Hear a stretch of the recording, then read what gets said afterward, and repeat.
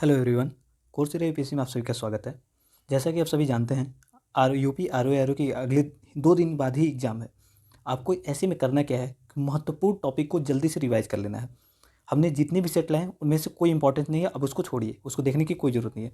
अब इस सीरीज़ को जल्दी से देख लीजिए, क्योंकि इसमें हम सारे यूपी की महत्वपूर्ण नदियाँ, उन पे बसे शहर, उसकी जनसंख्या, उसके महत्वपूर्ण प्रतीक, ये सभी चीज़ें हम केवल एक वीडियो में देखेंगे।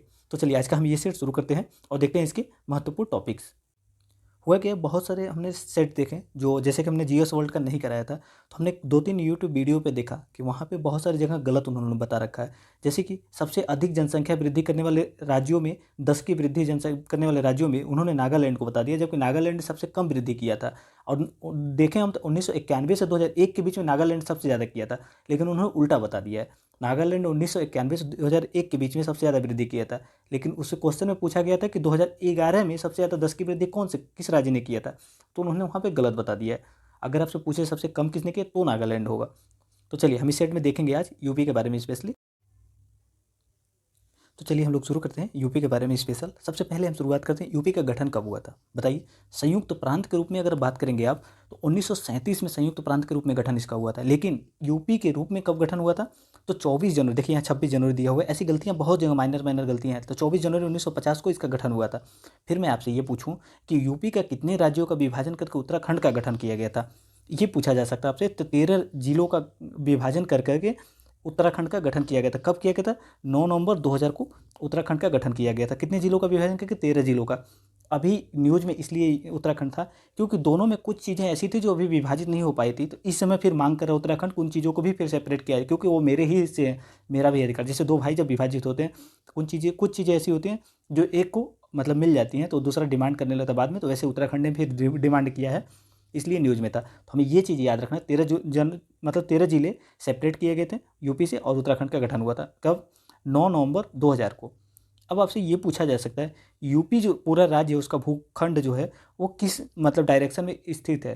पूर्णतः ये उत्तरी गोलार्ध में स्थित है, ये बात आप याद रखिए। पूरा भारत ही उत्तरी गोलार्ध में है, उत्तर पूर्वी गोलार्ध में है, ये चीज़ याद रखिएगा। और अवस्थिति की बात कर लिया जाए तो कितने अक्षांश पे है ये, कितने से कितने अक्षांश पे, आप यहाँ पे याद रखिएगा।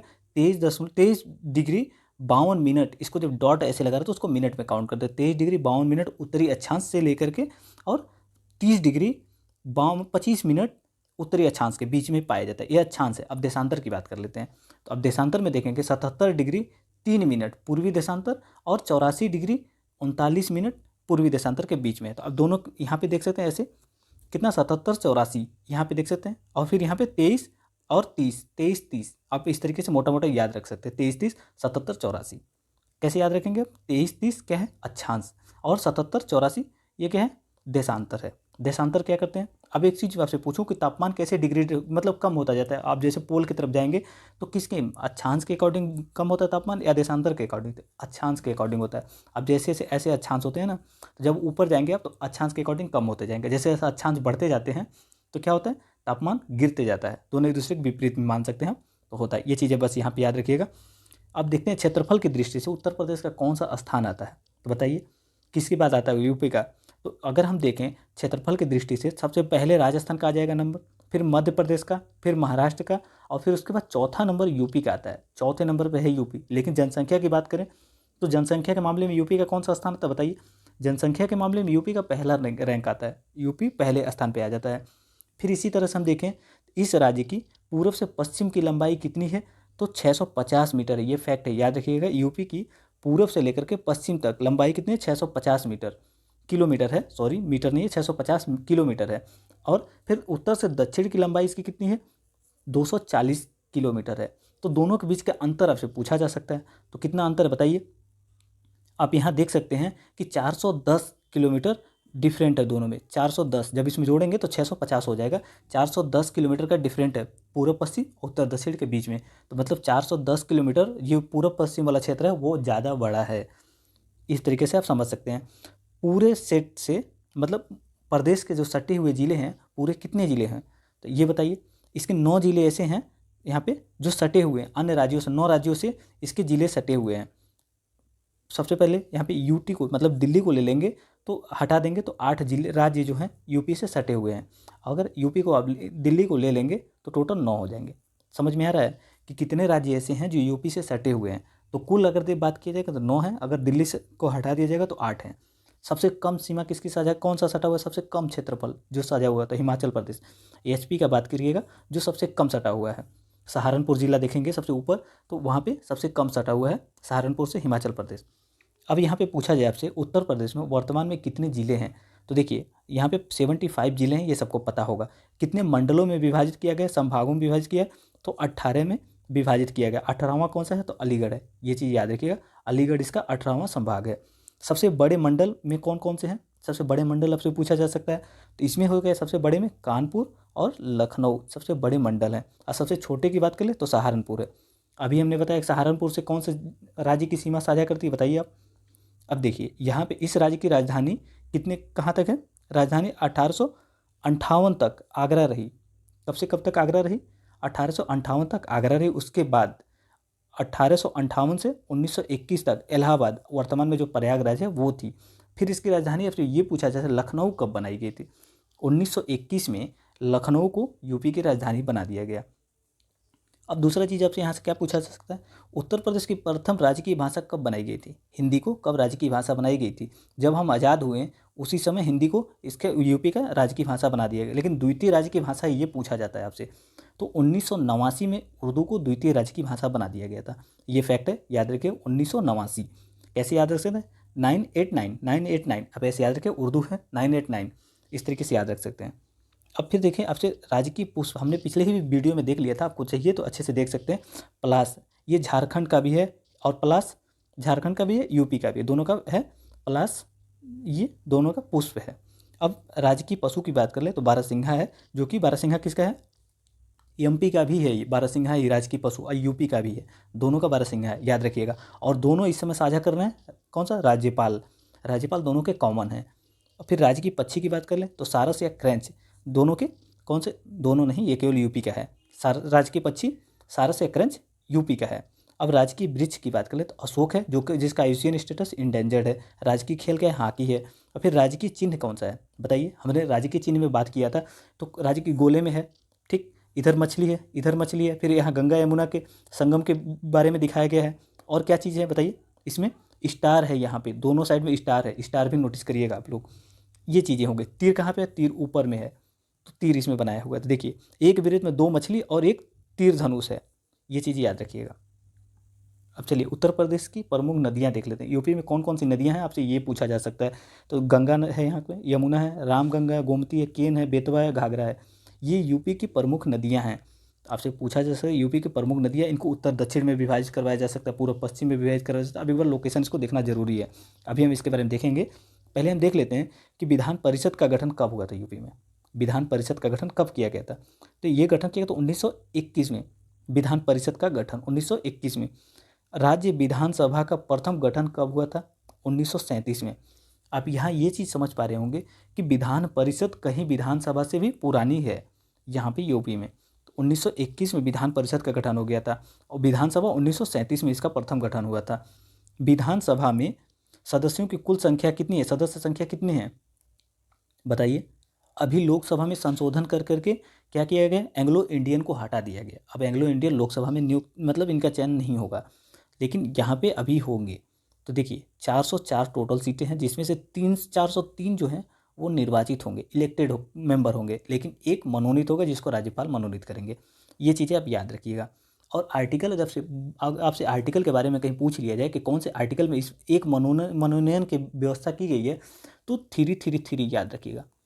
333 आर्टिकल जो है ये प्रोविजन करता है कि राज्यों में एक सदस्य, यूपी में एक सदस्य, अर्थात अन्य राज्यों का भी प्रोविजन इसी में दिया गया है कि एक एंग्लो इंडियन का उसके मतलब एक्स्ट्रा पार्टिसिपेशन अगर कम है तो उनका मनोनयन किया जाएगा राज्यपाल अगर चाहे तो।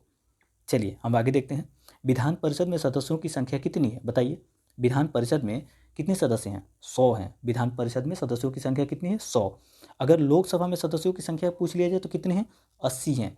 अगर आपसे पूछ लिया राज्यसभा में सदस्यों की संख्या कितनी है यूपी के, तो 31 है। आप यहाँ से समझ सकते 80 सीटें अकेले यूपी लेकर बैठा हुआ है, तो कहीं ना कहीं ये बहुत बड़ी मेजोरिटी लेकर के बैठा है। ये अकेले निर्धारित करता है कि केंद्र में सरकार किसकी बनेगी, बहुत बड़ी मेजोरिटी है ये।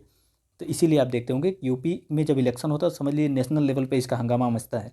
यूपी में इलेक्शन है, तो इसके बारे में थोड़ा सा ध्यान रखिएगा। सर्वाधिक विधानसभा सीट वाला जिला कौन सा है, आपसे ये पूछा जा सकता है। तो प्रयागराज या इलाहाबाद है, सबसे ज़्यादा सीटें यहीं पे, क्योंकि जनसंख्या भी सबसे ज़्यादा है यहाँ पे। तो प्रयागराज हमारा हो गया, 12 सीटें अकेले लेकर बैठा हुआ, किसमें, विधानसभा सीटों में।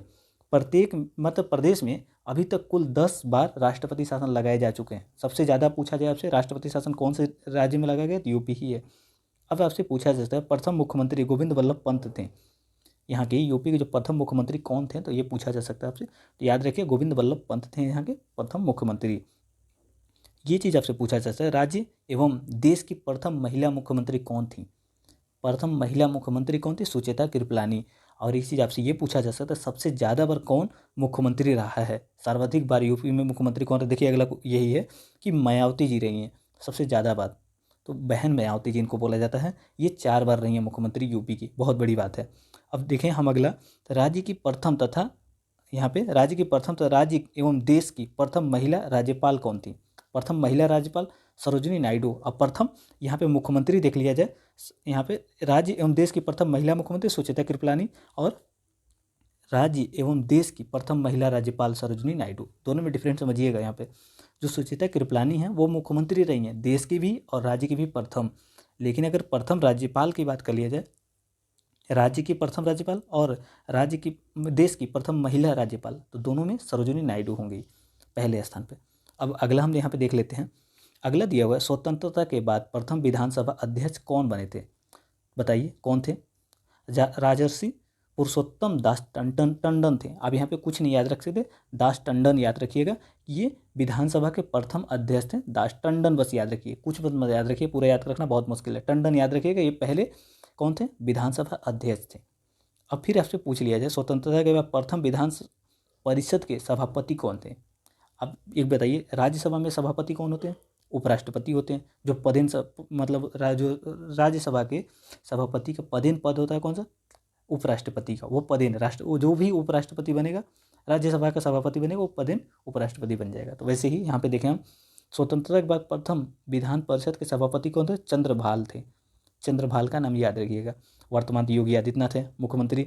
वर्तमान राज्यपाल, यहाँ देखिए वर्तमान राज्यपाल दिया हुआ है राम नाईक, जो कि बदल चुके हैं, राम नाईक नहीं है, बताइए कौन है वर्तमान में। यहाँ पे गलत दिया, आनंदीबेन पटेल हैं इस समय, इनको काट दीजिएगा, आनंदीबेन पटेल हैं, इनसे पहले ये थे राम नाईक।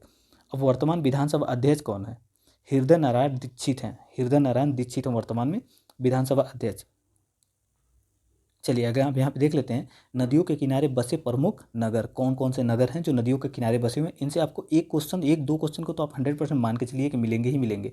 और इसमें महत्वपूर्ण मतलब क्या चीज़ पूछे जाएंगे, बड़े शहरों को पूछे जाता है, छोटे शहरों के बारे में नहीं पूछा जाता है, बड़े शहरों का। जैसे गंगा नदी की बात मतलब पूछ लिया, गंगा नदी के तट पर कौन से प्रमुख शहर बसे हुए हैं। तो अब यहाँ पर पूछा जा सकता है कौन सा, फतेहगढ़। ये इनमें से ये चीज़ें जैसे कि कछला घाट है, कछला घाट, ये सब चीज़ नहीं पूछे जाएंगे। फतेहगढ़ के बारे में भी नहीं पूछा जाएगा, आपसे पूछा जाएगा ये कानपुर कौन से नदी के किनारे तट पर स्थित है, तो गंगा नदी पे। उन्नाव के बारे में पूछा जा सकता है, प्रयागराज के बारे में पूछा जा सकता है, सिरसा के बारे में, वाराणसी के बारे में, गाजीपुर में, और शेरपुर, बलिया, इन सब के बारे में ज़्यादा पूछा जाएगा, इनके बारे में जरूर याद रखिएगा। उन्नाव के विशेष रूप से याद रखिएगा, उन्नाव का पूछा जाता है।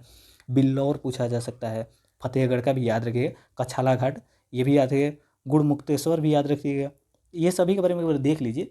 और यहाँ पे देख सकते हैं प्रयागराज जरूरी है, क्योंकि प्रयागराज न्यूज में रहता है हमेशा, तो इनका दे सकता है मिलान करने के लिए, कौन सा शहर कौन सी नदी पे है। तो उन्नाव का याद रखिए, हमेशा लगता है उन्नाव यमुना पे होगा, लेकिन यमुना पर नहीं है उन्नाव, उन्नाव किस पे है, गंगा पर है, ये बात याद रखिएगा। अब यमुना पे बसे हुए प्रमुख नगरों को देख लेते हैं। तो बागपत है, वृंदावन है, मथुरा है, आगरा, आगरा सबको पता रहेगा। अब बटेश्वर है, फिर इटावा है, हमीरपुर है, कौशाम्बी है, प्रयागराज। कुछ कॉमन समझ में आया यहाँ पे, प्रयागराज देखेंगे दोनों पर है, क्योंकि यहाँ पे संगम होता है, तो इसलिए ये पूछा जाता है हमेशा। गोमती नदी के तट पर, तो सबको ये फेमस पता है, लखनऊ गोमती नदी के तट पर है, ये चीज़ आप लोगों को समझ में आ गया। गोमती जो है लखनऊ तट पे। जौनपुर कौन सी नदी के तट पर है, गोमती नदी पे। सुल्तानपुर गोमती नदी के तट पर, ये गोमती नदी तट पर बसे हुए शहर हैं। अब सरयू नदी पर, सरयू नदी क्यों फेमस है, क्योंकि अभी यहाँ पे देखिए जो अयोध्या था उसका नाम बदला गया है, पहले फैजाबाद नाम था, अब फैजाबाद का रेलवे स्टेशन का नाम बदल दिया गया। उसके मतलब एक तरह से कहें तो मंडल का नाम बदल करके अयोध्या कर दिया गया।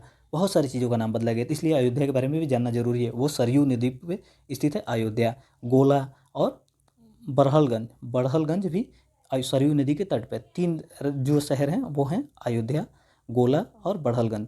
ये तीनों किस पे हैं? सरयू नदी के तट पर हैं। राप्ती नदी गोरखपुर, जहाँ से योगी आदित्यनाथ बिलोंग करते हैं, राप्ती नदी के तट पर है। फिर बेतवा, यहाँ पे एक ताल भी है, ताल नहीं वो झील है छोटा सा, जो इसको कहते हैं रामगढ़ ताल। रामगढ़ ताल है गोरखपुर में। ये चीज़ आपसे पूछा जाए, जो कि अभी रामसर साइड में नहीं सम्मिलित है। आपसे कहीं भी दिया जा सकता है कि गोरखपुर रामगढ़ ताल किस में सम्मिलित है? रामसर साइड में। रामसर साइड में नहीं सम्मिलित है, ये बात याद रखिएगा। बेतवा नदी के तट पे कौन सा है?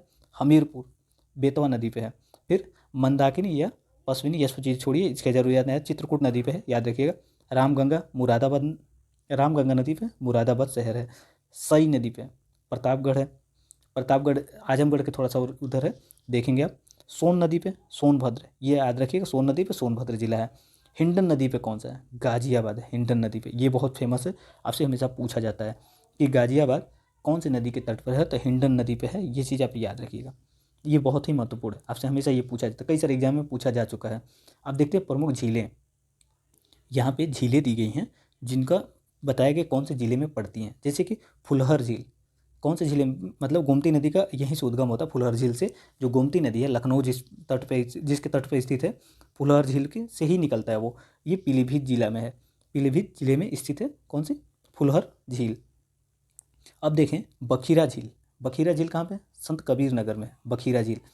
फिर आपसे अगर पूछा जाए कि आप बताइए करैला झील, करैला झील कहाँ, कौन सी नदी मतलब ज़िले में पड़ता है करैला झील? तो अब बताइए कौन से ज़िले में पड़ता है? लखनऊ में पड़ता है करैला झील। गोविंद बल्लभ पंत सागर कहाँ पे? कृत्रिम झील है, ये सोनभद्र जिले में स्थित है। औंधी ताल वाराणसी में है, औंधी ताल। लौंधी ताल, औंधी लौंधी दोनों आपसे पूछा जा सकता है, दोनों में थोड़ा सिमिलरिटी दिख रहा है ना आपको। औंधी ताल वाराणसी में है, लौंधी ताल कहाँ पे है? सुल्तानपुर में है लौंधी ताल। औंधी कहाँ पे है? औंधी ताल वाराणसी में है, लौंधी ताल कहाँ पे? सुल्तानपुर में है। देवरिया ताल, देवरिया देवरिया ताल कहाँ पे है? ये याद रखिए, देवरिया में नहीं है, कन्नौज में है। ये खूब पूछा जाता है, ज़्यादातर एग्जाम में रिपीट किया गया है ये। देवरिया ताल कहाँ पे? कन्नौज में है। याद रखिए, देवरिया में नहीं, ज़्यादातर लोग देवरिया लगा देंगे, देवरिया में नहीं है ये। रामगढ़ ताल देखिए आ गया, गोरखपुर में है, इसको रामसर साइड में नहीं डाला गया है। बड़ा ताल, बड़ा ताल गोखुर झील है, ये कहाँ पे? शाहजहाँपुर में है। बेंती नया नैया झील, ये कहाँ पे है? प्रतापगढ़ में। ये चीज़ें बहुत इंपॉर्टेंट नहीं है, आपको यहाँ सबसे ज़्यादा जरूरी है देवरिया ताल, लौंधी ताल, औंधी ताल। लौंधी औंधी दोनों याद रखें। औंधी मतलब वाराणसी, आंखें मूंद करके जो अध्यात्म याद किया जाता है। औंधी, औंधी अंधे मुँह गिर गए, मतलब देख के नहीं चल रहे थे इसलिए गिर गए, तो आंख मूंद करके जो अध्यात्म दिखाए, तो अध्यात्म से कौन जुड़ा है? वाराणसी। अभी इसे औंधी ताल याद रख लीजिएगा।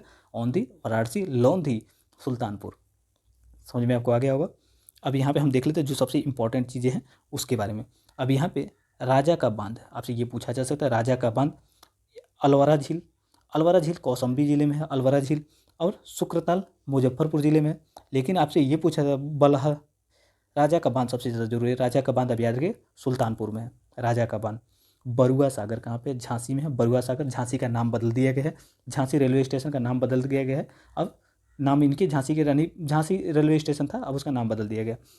नौही झील, नौह झील कहाँ पे? मथुरा में। नौह झील याद रखिएगा, नौह झील आपसे पूछा जाता है, ये मथुरा में है। अब हम यहाँ देख सकते हैं कि एनटीपीसी के जो केंद्र हैं वो कहाँ पे हैं। यहाँ पे राष्ट्रीय ताप विद्युत निगम केंद्र कहाँ पे स्थित हैं? कौन कौन से ज़िले में है? तो बताइए कौन कौन से ज़िले में है, कितने हैं पहले ये बता दीजिए। देखिए आंवला ताप विद्युत परियोजना कहाँ पे? बरेली में है। आंवला ताप विद्युत परियोजना कहाँ पे है? बरेली में। औरैया, औरैया ताप विद्युत केंद्र कहाँ पे? औरैया में है। तो ये चीज़ें नहीं पूछी जाएंगी आपसे, क्योंकि औरैया औरैया दोनों एक साथ मिल जाती हैं। रिहांद ताप विद्युत परियोजना कहाँ पे? सोनभद्र जिले में है। सोनभद्र जिले कितने राज्यों से सीमा साझा करते हैं बताइए। सिंगरौली ताप विद्युत केंद्र कहाँ पे है? ये चीज़ आपसे पूछा जाए। सिंगरौली को, सिंगरौली ताप विद्युत केंद्र बताइए, सोनभद्र जिले में ये भी है। सिंगरौली, रिहंद ताप विद्युत केंद्र, सिंगरौली रिहंद दोनों याद रखिए, दोनों सोनभद्र जिले में हैं। और ऊंचा ऊंचाहार ताप विद्युत परियोजना कहाँ पे है? रायबरेली में ऊंचाहार ताप विद्युत परियोजना। और टांडा ताप विद्युत परियोजना कहाँ पे? अम्बेडकर नगर में टांडा ताप विद्युत परियोजना याद रखिए। दादरी ताप परियोजना कहाँ पे? गौतम बुद्ध नगर में दादरी ताप विद्युत परियोजना। चलिए अब यहाँ पे एक चीज़ याद रखिएगा, औरैया, आंवला और दादरी ये गैस आधारित संयंत्र हैं। ये आपसे फैक्ट है, पूछा जा सकता है। औरैया, औरैया हमने देखा है यहाँ पे, कहाँ पे है, बरेली में है औरैया, बरेली में है, बताइए। औरैया में है, औरैया ताप विद्युत परियोजना, औरैया औरैया में है।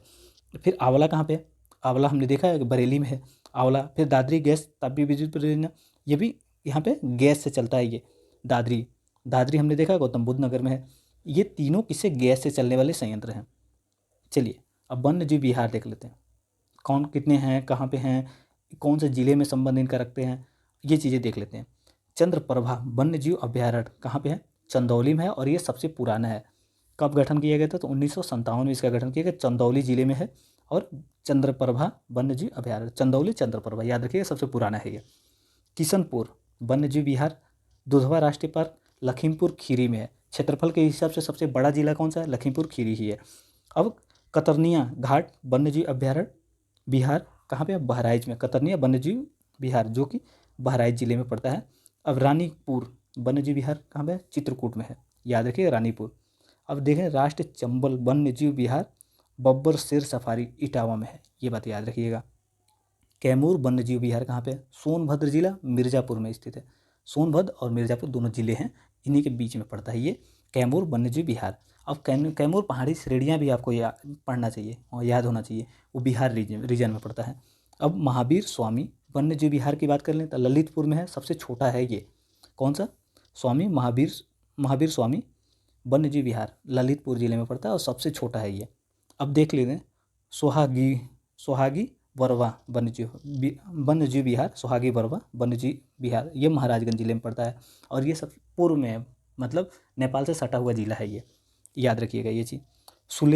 सुहेलवा वन्यजीव विहार श्रावस्ती बलरामपुर दोनों के बीच में पड़ता है, श्रावस्ती और बलरामपुर के बीच में सुहेलवा वन्यजीव विहार। कछुआ वन्यजीव विहार कहाँ पे है, वाराणसी में है, याद रखिए, कछुआ वन्यजीव विहार ये वाराणसी में है। पीलीभीत टाइगर रिजर्व, ये देश का 45वां टाइगर रिजर्व है और पीलीभीत सहारनपुर में स्थित है ये, और ये सबसे नवीनतम है, अभी इसने TX2 अवार्ड भी जीता है इसने। अब देख लेते हैं प्रदेश में सर्वाधिक क्षेत्रफल में विस्तृत हस्तिनापुर वन्यजीव विहार है, याद रखिएगा, हस्तिनापुर वन्यजीव विहार है। इसका विस्तार मेरठ, मुजफ्फरपुर, बिजनौर, अमरोहा और हापुड़ तक है। सबसे ज़्यादा क्षेत्रफल में विस्तृत वन्यजीव विहार कौन सा है, हस्तिनापुर, याद रखिएगा। लेकिन आपसे ये पूछ लिया है, देख सबसे विस्तृत क्षेत्र में फैला हुआ जिला कौन सा है, लखीमपुर खीरी, ये सबसे ज़्यादा बड़ा जिला है। अब पक्षी विहार देख लेते हैं, पक्षी विहार की बात करते हैं। उत्तर प्रदेश के प्रमुख पक्षी विहार से एवं संबंधित जिले, तो यूपी में कौन प्रमुख पक्षी विहार है, जैसे कि नवाबगंज पक्षी विहार के बारे में बात कर लिए, ये सबसे पुराना हो जाता है हमारा, उन्नाव जिले में है और सबसे पुराना है, 1984 में इसका गठन किया गया था, आपसे भी पूछा जा सकता है। बखीरा पक्षी विहार कहाँ पे, बस्ती संत कबीर नगर में स्थित है, और ये बखीरा बस्ती याद रखिएगा, बखीरा बस्ती संत कबीर नगर, दोनों में बौ है, अब थोड़ा सा लॉजिक लगा कर रखिएगा, बखीरा बस्ती। समान पक्षी विहार कहाँ पे है, मैनपुरी में है। अब पार्वती अरंग पक्षी विहार कहाँ पे है, गोंडा में है, ये आपसे पूछा जाएगा ये चीज़। पार्वती अरंग पक्षी विहार कहाँ पे है, गोंडा में, और जयप्रकाश नगर में है। चलिए हम आगे देख लेते हैं इसके बारे में। हमने विजय सागर पक्षी विहार कहाँ पे, बता दीजिए। विजय सागर पक्षी विहार महोबा हमीरपुर दोनों के बीच में है, महोबा हमीरपुर के बीच में पड़ता है ये। कौन सा, विजय सागर पक्षी विहार। पटना पक्षी विहार, ये पटना पक्षी विहार बिहार में नहीं है, कहाँ पे, एटा डिस्ट्रिक्ट में है, और सबसे छोटा है, 1 किलोमीटर क्षेत्र में ही बस फैला हुआ है पटना पक्षी विहार। अब पूछ लिया जाए आपसे, सुरहाताल लोकनायक प्रकाश पक्षी विहार कहाँ पे है, यहाँ सुरहाताल दिया जा सकता है आपसे, या फिर लोकनायक जयप्रकाश नारायण पक्षी विहार, दोनों दिया जा सकता है। ये बलिया में है, और बलिया पूछा जाए आपसे सबसे पूर्वी जिला कौन सा है, तो आप लगाएंगे बलिया, सबसे पूर्वी है। अब लाख बहोसी पक्षी विहार कहाँ पे है, बताइए, लाख बहोसी पक्षी विहार, ये सबसे बड़ा है, 80 किलोमीटर वर्ग क्षेत्र में फैला हुआ है, कन्नौज जिले में पड़ता है और सबसे बड़ा है ये। कौन सा, लाख बहोसी पक्षी विहार, मतलब लाखों में है, सबसे बड़ा है ये यूपी का पक्षी विहार, और कन्नौज जिले में है, ये चीज़ याद रखिएगा। भीमराव अंबेडकर पक्षी विहार कहाँ पे, प्रतापगढ़ में, प्रतापगढ़ कुंडा में स्थित है भीमराव अंबेडकर पक्षी विहार। अब सांडी पक्षी विहार, ये पूछा गया है, सांडी पहले पूछा जा चुका है, हरदोई जिले में है सांडी पक्षी विहार, ये पहले पूछा जा चुका है, इस बार भी पूछे जाने की पूरी संभावना है। सांडी पक्षी विहार हरदोई जिले में। अब देख लेते हैं हम, समसपुर पक्षी विहार कहाँ पे है, रायबरेली में है समसपुर पक्षी विहार। चलिए एक बार फिर बता दीजिए कि उत्तर प्रदेश का सबसे बड़ा पक्षी विहार कौन सा है, तो बताइए, लाख बहोसी पक्षी विहार। सबसे छोटा कौन सा है, पटना पक्षी विहार, एटा में है, सबसे छोटा है और 1 किलोमीटर वर्ग क्षेत्रफल में फैला हुआ है। और फिर आपसे पूछूं, समस्तपुर पक्षी विहार कहाँ पे? रायबरेली में हमने अभी देखा। सूर सरोवर पक्षी विहार कहाँ पे? आगरा में है। सूर सरोवर पक्षी विहार आगरा में। ओखला पक्षी विहार गाजियाबाद गौतम बुद्ध नगर में है। ओखला पक्षी विहार। अब ओखला रीजन भी सुने होंगे, नोएडा का नाम क्या है बताइए? नोएडा का नाम आप सुनेंगे तो आप आसानी से इसको छांट पाएंगे। ओखला पक्षी विहार गाजियाबाद और गौतम बुद्ध नगर में पड़ता है। ये चीज़ आप याद रखिए। हवाई अड्डे के बारे में देख लेते हैं। देखिए इंटरनेशनल हवाई अड्डे कितने हैं यहाँ पे बताइए? टोटल हवाई अड्डे कितने हैं यूपी में? टोटल हवाई अड्डे 9 हैं। और कितने इंटरनेशनल यहाँ पे? 3 हैं। कौन कौन से हैं? एक लखनऊ, दूसरा यहाँ पे वाराणसी और तीसरा कुशीनगर में हो गया। तो 3 है। और हिंडन जो है यहाँ पे, हिंडन का शायद हिंडन ही नाम है, जो नोएडा में बनने वाला है। तो 4 हो जाएंगे जब नोएडा वाला चालू हो जाएगा। तो कुशीनगर वाला चालू हो गया। कुशीनगर एयरपोर्ट अभी उसका नाम है, नाम तो स्पेसिफिक नहीं दिया गया है, लेकिन अभी उसको कुशीनगर एयरपोर्ट के नाम से जाना जा रहा है। अब चलिए हम यहाँ पर हवाई अड्डे देख लेते हैं। जिला खेरिया हवाई अड्डा आगरा में है, खेरिया हवाई अड्डा। फिर चकेरी हवाई अड्डा कहाँ पे? कानपुर में है। फिर फुरस्तगंज रायबरेली में है। फुरस्तगंज हवाई अड्डा कहाँ पे है? रायबरेली में है। हिंडन हवाई अड्डा, हिंडन हवाई अड्डा है गाजियाबाद में। अब बमरौली हवाई अड्डा कहाँ पे? प्रयागराज इलाहाबाद में है बमरौली हवाई अड्डा। बाबतपुर हवाई अड्डा वाराणसी में है, बाबतपुर हवाई अड्डा। चौधरी चरण सिंह अंतर्राष्ट्रीय हवाई अड्डा कहाँ पे? लखनऊ में। इसको अमौसी के नाम से जाना जाता है, याद रखिएगा ये चीज़। जब भी आप टिकट बुक करेंगे तो उस पर चौधरी चरण सिंह अंतर्राष्ट्रीय हवाई अड्डा नहीं देता, अब अमौसी हवाई अड्डा देता है। फिर डॉक्टर अंबेडकर अंतर्राष्ट्रीय हवाई अड्डा कहाँ पे? मेरठ में है। अब यहाँ पे सरसावा अंतर्राष्ट्रीय हवाई अड्डा सहारनपुर में। तो 3 तो ये हो गए कुशीनगर के। चौथा 4 हैं हवाई अड्डा कुशीनगर यूपी में, 4 हैं। 3 तो ये हो गए हमारे। और चौथा कौन सा है यहाँ पे? याद रखिए, लखनऊ अमौसी हो गया। मेरठ में अंबेडकर अंतर्राष्ट्रीय हवाई अड्डा दूसरा हो गया। फिर यहाँ पे सरसावा अंतर्राष्ट्रीय हवाई अड्डा सहारनपुर में। ये 3 हो गए और एक कुशीनगर वाला 4। इसमें अपडेटेड नहीं है कुशीनगर का, क्योंकि कुशीनगर अभी जल्दी का है। तो अभी तक हमने एयरपोर्ट के बारे में देख लिया। यूपी में टोटल एयरपोर्ट कितने हैं? 9 हैं। आप 9 एयरपोर्ट के बारे में याद रखिएगा। 9 टोटल एयरपोर्ट हैं, जिनमें से 4 इंटरनेशनल हैं, 5 नेशनल हैं, डोमेस्टिक हैं। चलिए हम आगे देखते हैं अब इसके बारे में। देखिए कुशीनगर एयरपोर्ट में का ही बस नाम याद रखिए, क्योंकि वो अभी जल्दी ही न्यूज़ में था। और फिर जेवर एयरपोर्ट के बारे में याद रखिएगा, जो कि नोएडा में बनने वाला है। और कुछ ज़्यादा याद रखने की जरूरत नहीं है। अब हम देख लेते हैं प्रमुख संगीत घराने और उनके प्रमुख कलाकार। जैसे कि आगरा घराना की बात करें तो अलखदास और मलुकदास अलखदास, ये दोनों आगरा घराने से संबंध रखते हैं। लखनऊ घराने की बात करें, मुर्शिद अली खां ख्याली गायक के पितामह हैं। इसको फादर ऑफ द ख्याली नृत्य कहते हैं इसको। और बिंदादीन कोदऊ सिंह और शंभू महाराज बिरजू महाराज, ये दोनों रखते हैं लखनऊ घराने से संबंध। तो इनका नाम शंभू महाराज बिरजू महाराज का ज़्यादा पूछा जाता है आपसे। फिर अब बिंदादीन का भी पूछा जा सकता है, इनका भी नाम आप याद रखिएगा। किराना घराना की बात करें तो किराना घराना मुजफ्फरपुर जिले से संबंध रखता है, आप याद रखिएगा। बंदे अली खां, इन्हें ये संस्थापक माने जाते हैं, बंदे अली खां किराना घराना के। गंगूबाई हंगल का नाम याद रखिएगा, ये किराना घराना संबंध रखते हैं। फिर हीराबाई बड़ोदकर का नाम याद रखिए, ये भी किराना घराना से। भीमसेन जोशी, ये किराना घराना संबंध रखते हैं। ये बहुत ही महत्वपूर्ण है, कई बार पूछा जा चुका है, इसके बारे में आप याद रखिएगा। बंदे अली खां इसके संस्थापक है। गंगूबाई हंगल इसके मतलब मेंबर रहे हैं, मतलब कलाकार हैं प्रमुख इसके। बनारस घराना की बात करें, छन्नू मिश्र, राजन साजन मिश्र और गुरु प्रसाद मिश्र, सितारा देवी, गिरजा देवी, किशन महाराज और गुदई महाराज, नाम याद रखिएगा। इनका समता प्रसाद मिश्र कहते हैं, ये लोग इससे संबंध रखते हैं। मोतीबाई, रसूलबाई और सिद्धेश्वरी देवी, ये लोग सब बनारस घराने से संबंध रखते हैं। बड़ी संख्या में लोग बनारस घराने से संबंध रखते थे। फिर दूसरे बात इसके बाद देखें तो भिंडी बाजार का। भिंडी बाजार क्यों फेमस है? लता मंगेशकर ने यहीं से शिक्षा ग्रहण किया था, भिंडी बाजार से, जो कि मुंबई में है। और छज्जू खां जो थे, ये जा करके मुंबई में बस गए थे। तो जिस घराने का वहाँ पर स्थापना किया इन्होंने, उसको भिंडी बाजार घराना कहते हैं। अब इन सभी कलाकारों को तो हमने नाम सुन लिया, अब ये किस चीज़ के लिए फेमस है, किस संबंधित क्षेत्र से फेमस है, इसके बारे में हम भी देख लेते हैं।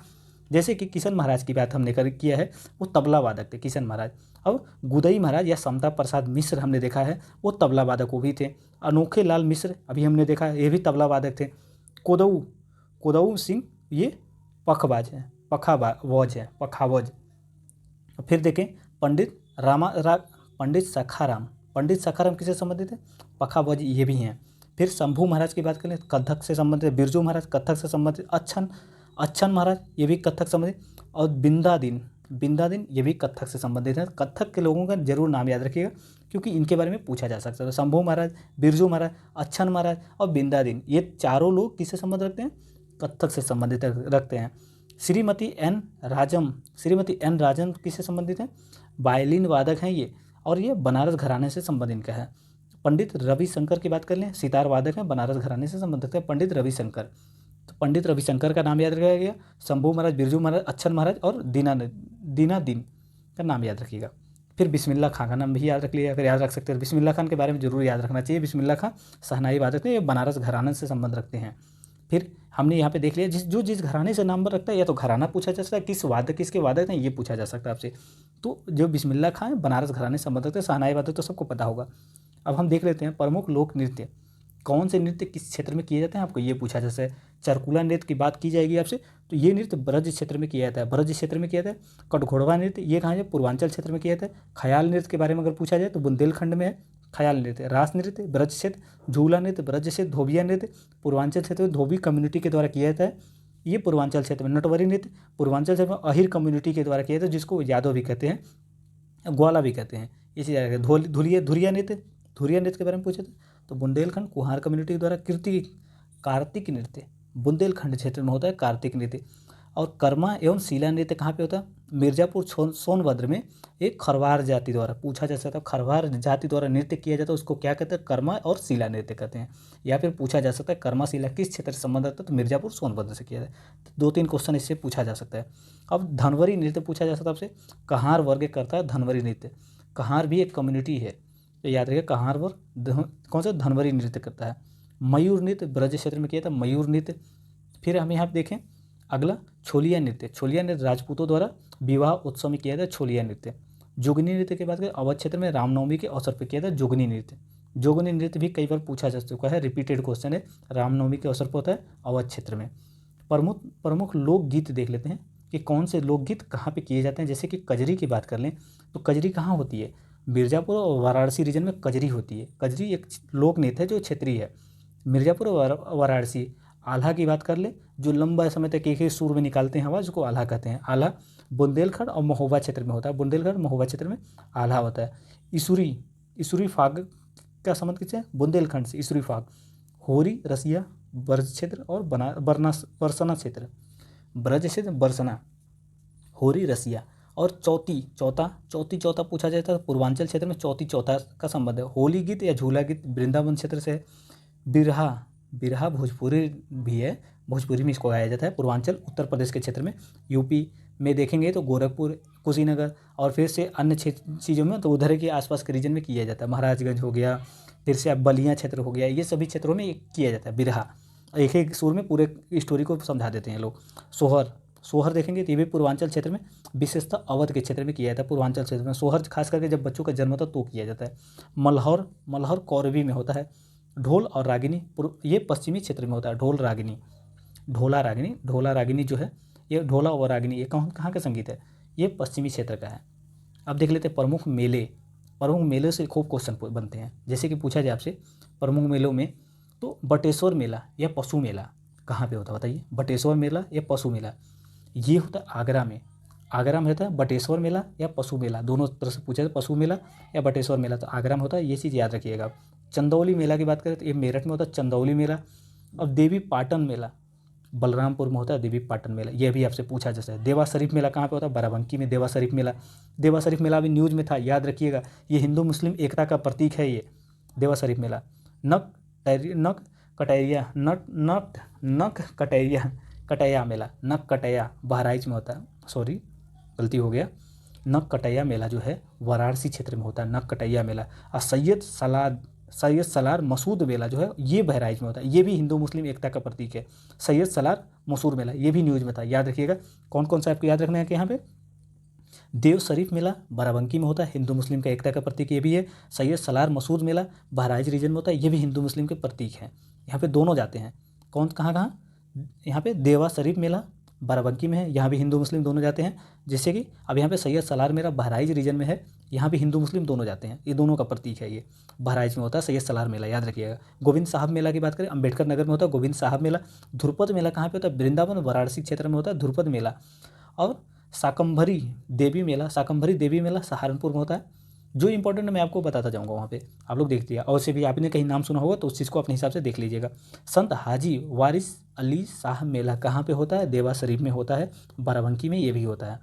चलिए माघ मेला की बात करें, प्रयागराज इलाहाबाद में होता है। जो लोग इलाहाबाद में होंगे उनको पता होगा कि कुंभ मेला भी वहीं होता है और अन्य जगह भी होता है, 12 साल में एक बार होता है ये। और कालिंजर मेला कहाँ पे होता है? बांदा में होता है, यहाँ पे याद रखिएगा। हरिदास जयंती मेला कहाँ पे होता है? वृंदावन में होता है हरिदास जयंती मेला। राज्य में सबसे अधिक मेले मथुरा में होता है और सबसे कम पीलीभीत में होता है, ये बात याद रखें। मथुरा में तो खूब मेले होते हैं, यहाँ पे संगीत होते हैं, त्यौहार भी खूब सारे मनाए जाते हैं। मतलब एक तरह से देखें तो ज़िंदगी खुशहाल जीने वाला क्षेत्र है मथुरा। यहाँ पे सारे पर्व बहुत खुशी से मनाते हैं लोग। प्रमुख वार्षिक उत्सव जो वर्ष में मनाए जाते हैं साल भर में, वो वार्षिक उत्सव कहाँ कहाँ कौन कौन से हैं ये देख लेते हैं हम लोग। देखें सुलह कुल महोत्सव कहाँ मनाया जाता है? सुलह कुल की नीति किसने अपनाया था? अकबर ने अपनाया था। सुलह कुल महोत्सव कहाँ मनाया जाता है? आगरा में मनाया जाता है, ये बात याद रखिएगा। ताज महोत्सव फरवरी में मनाया जाता है, आगरा में ही भी मनाया जाता है। ताज तो आप नाम समझ ही जाएंगे। कंजली महोत्सव कहाँ मनाया जाता है? महोबा में मनाया जाता है कंजली महोत्सव। सफई महोत्सव कहाँ मनाया जाता है? इटावा में मनाया जाता है। कंपिल महोत्सव कहाँ में होता है? फर्रुखाबाद में मनाया जाता है। गंगा महोत्सव वाराणसी में मनाया जाता है, गंगा महोत्सव। यमुना महोत्सव मथुरा में मनाया जाता है, क्योंकि मथुरा के तट पे है यमुना इसलिए। अब कल्की महोत्सव संभल में मनाया जाता है, कल्की महोत्सव, ये बात याद रखिए। कल्की महोत्सव कहाँ मनाया जाता है? गोरखपुर महोत्सव भी मनाया जाता है गोरखपुर में, वो चीज़ याद रखिएगा। अब उत्तर प्रदेश के प्रमुख मंदिर हम देख लेते हैं। दशा अवतार मंदिर आपसे पूछा जा सकता है कहाँ पे है? ये ललितपुर जिले में है स्थित में, ललितपुर जिले में दशा अवतार मंदिर है। फिर श्रृंग ऋषि मंदिर कहाँ पे है? फर्रुखाबाद में श्रृंग ऋषि मंदिर। फिर बराह भगवान मंदिर कहाँ पे? एटा में। अब ये न्यूज़ में था बराह भगवान मंदिर, हम लोगों ने करंट अफेयर में देखा था, आप लोगों को याद आ रहा हो तो हमने देखा था वहाँ पे बराह भगवान मंदिर को जैसे यूपी ने क्या कर दिया? तीर्थ स्थल घोषित कर दिया है। बराह भगवान मंदिर जहाँ पे माना जाता है कि एक तालाब है, उस तालाब में वर्तियों को डाल दिए तो बहुत जल्दी वो डिस्ट्रॉय हो जाता है। तो बराह भगवान मंदिर है, एटा में है, ये बात याद रखिएगा। जेके मंदिर कानपुर में है, याद रखिएगा जेके मंदिर कानपुर में ईंटों से बना हुआ है। देवी पाटन मंदिर की बात करें, तुलसीपुर बलरामपुर में है। कौन सा? देवी पाटन मंदिर। चंद्रोदय मंदिर कहाँ पे है? वृंदावन में है। विश्व का सबसे ऊंचा मंदिर है चंद्रोदय मंदिर, ये विश्व का सबसे ऊंचा मंदिर है। बासुकी एवं बेड़ी माधव मंदिर कहाँ पे है? बासुकी एवं बेड़ी माधव मंदिर कहाँ पे? प्रयागराज इलाहाबाद में है। जो लोग इलाहाबाद में होंगे कभी गए होंगे। पाताल मंदिर कहाँ पे है? प्रयागराज में भी पाताल मंदिर। भारत माता मंदिर याद रखिएगा वाराणसी में है भारत माता मंदिर, कभी जाइए वाराणसी जरूर घूमिएगा भारत माता मंदिर। अब देखें हम कामतानाथ मंदिर कहाँ पे? चित्रकूट में है। अब कुछ और यहाँ पे शाकंभरी देवी मंदिर कहाँ पे? शाकंभरी देवी मंदिर सहारनपुर में, शाकंभरी देवी मंदिर। फिर यहाँ पे बहुत ज़्यादा मंदिर है, सबका याद तो नहीं रख पाएंगे आप लोग। चंद्रिका देवी मंदिर याद रखिए, चंद्रिका देवी लखनऊ में है। और फिर यहाँ पे और कौन सा? सूर्य मंदिर याद रखिए महोबा में। सूर्य मंदिर आप याद रखिए महोबा में स्थित है।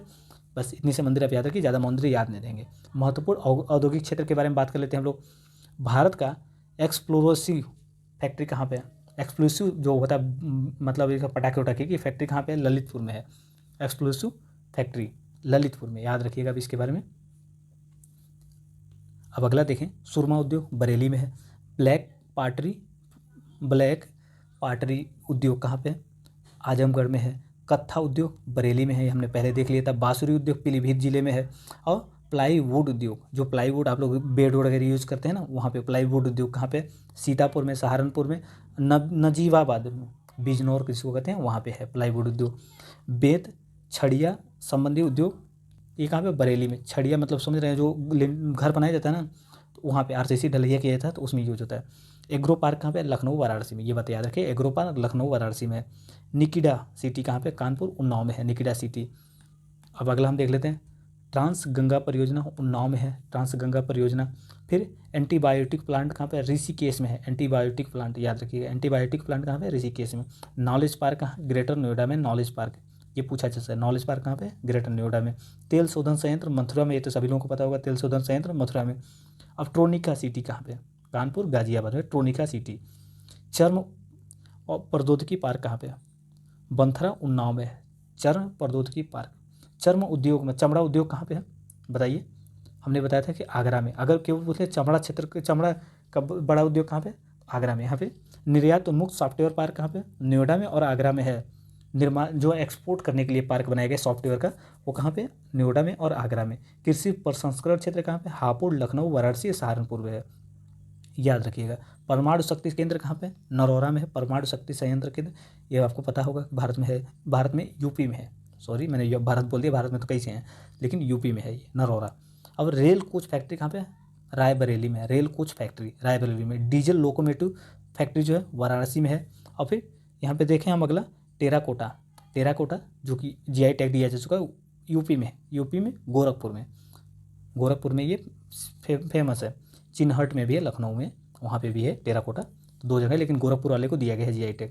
ट्रांसफार्मर फैक्ट्री झांसी में है, ट्रांसफार्मर वही जो आपको एचटी से एलटी में देता है करंट, एचटी से हाई टेंशन करंट से एलटी में, लो टेंशन करंट में चेंज करके दे देता है आपको, अगर हम यूज़ करते हैं, वही होता है ट्रांसफार्मर फैक्ट्री।